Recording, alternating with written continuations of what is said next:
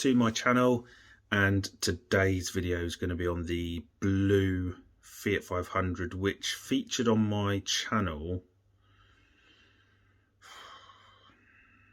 September, maybe something like that. This is kind of like finishing it off, really. There'll be a link in the description below, and it refers to when the car was dropped off and the damage. Fast forward many months, and pulling from the rear and fixing the tailgate and the bumper, and we're pretty much there. So the video's reasonably short, and I won't go into massive amount of detail about what's done, but needless to say, this video is going to feature the tailgate and the bumper on the car and everything, and it pretty much being back together. It's been, the reason for the slight delay is because it's being used as a bit of a runaround for a family member, so that's the reason that it's taking this time. So without further ado, enjoy what you see, and don't forget that down below there's the subscribe button and the bell button, so when there's videos being added to my channel, your phone pings and lets you know that there's a video to watch. So without further ado, I think we better get on with it, and hopefully that'll be my second Fiat now that is going to be good to go. So first things first is, when I got the car, I immediately looked for a bumper from a Fiat 500 that someone had been breaking in the blue colour that we needed. And actually, it was very easy to find. I mean, most Fiat 500s for breaking seem to be white, but we found a blue one, and actually the price for it was pretty good, considering it was a lounge bumper and it had absolutely no damage on it at all. So the only thing we needed to do was take off the chrome strip from the damaged bumper and apply that to the new bumper. So as you can see, that was applied to the car, and that was a very easy job to do, with a couple of bolts on either side of the inner wings, and then you have 2 bolts underneath, and then you've got to take off the rear tail lights to get access to 1 bolt either side. So there's a good few bolts on that one, but so that was done. Then we needed to remove the tailgate, and as you can see from this picture, you've got the slight kink in the tailgate at the bottom, but we had to do a bit of pulling as well because the hit was from the rear, and so there needed to be a bit of pulling in order for this all to sort of match up, really. And tailgates are easy-ish to put on. It's just the wiring loom that I think is really the issue here. You have to go, this isn't just a case of a couple of connectors. The wiring loom goes into the back of the car, so you have to start taking off the interior trim. But unfortunately, where we've had that whack, bearing in mind this is a Cat S, this wasn't just a case of applying the tailgate. It didn't quite go on as it should have done in the first place. It didn't quite sit right either, and you know, there was just small little gaps that just weren't, because the thing with tailgates on the Fiat 500 is you can't manipulate them. It's not like the bonnet, you can move bit to the left, bit to the right. It literally sits with not a huge amount of movement. You can slightly move it to the left or the right, but you can't move it forward or backwards. So yeah, but otherwise the actual wiring loom itself was a case of just snipping wires and then reconnecting them back up, and then taking literally everything from the old tailgate and reapplying it to the new one, because that came I think that came bare. I'm not sure if it came with a...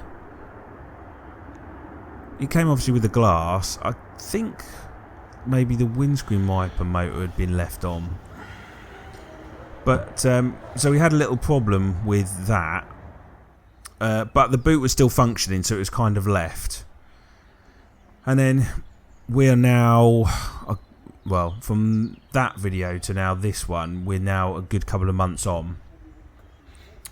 And we had taken it for an MOT last week, and it failed on both front suspension arms. Basically, we just had it completely shocked, so to speak. And so it was decided, take that away and we'll get those both put on and replaced, which the actual cost of them is a cheap repair. Fiat 500s are well known for the suspension arms to go because of the rubbers that are in them. It is a bit of, it's not the easiest job in the world to remove them, unfortunately, but so we needed to do both of those sides before it could be re-MOT'd. And the driver's side was a bit more of a ache, shall we say, to get that sorted, because you've got the anti-roll bar that's ever so slightly in the way when you're trying to push the new one in. So ideally, really, I think to get those done you need 2 pairs of hands, but I'm not going to have a garage pay for that. I know there's a bit of money, sort of flexibility in how much we can make on this car, but ultimately it can be done. The other thing as well, which isn't a fault but it does come up, is that the DRL lights, even though they were working, they were flashing up with an error on the dash, which was a bit strange.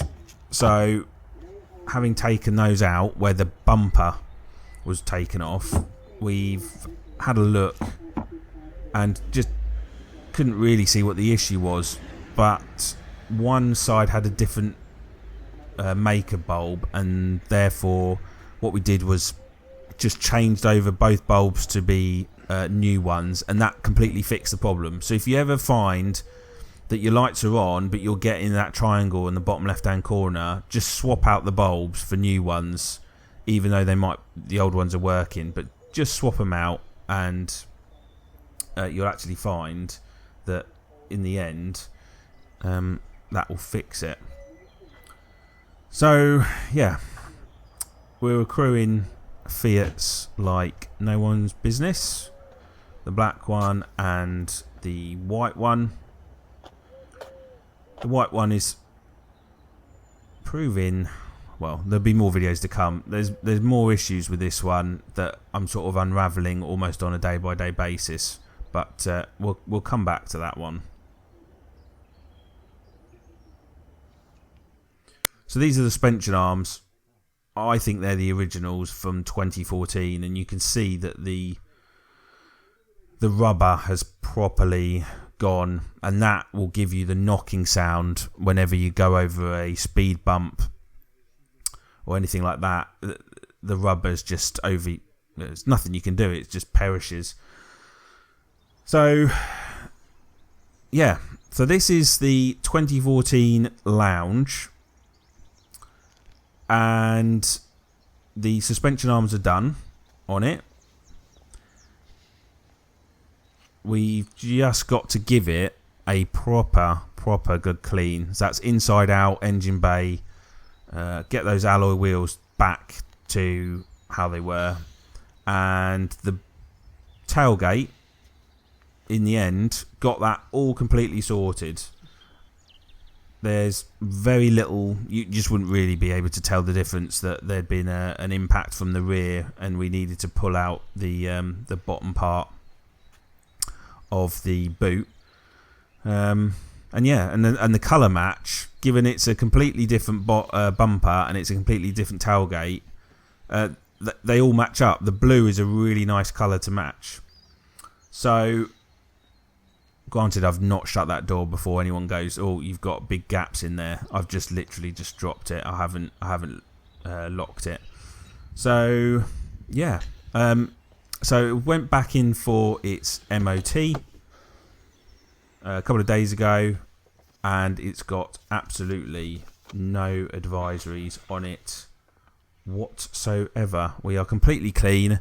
The car is probably the most immaculate Fiat 500 that I've had the pleasure of dealing with. Everything works fine, and so all we've got to do now is to clean the car, which will be in another video. So until next time, thank you for watching, and for more Fiat 500 videos coming up, subscribe. See you later.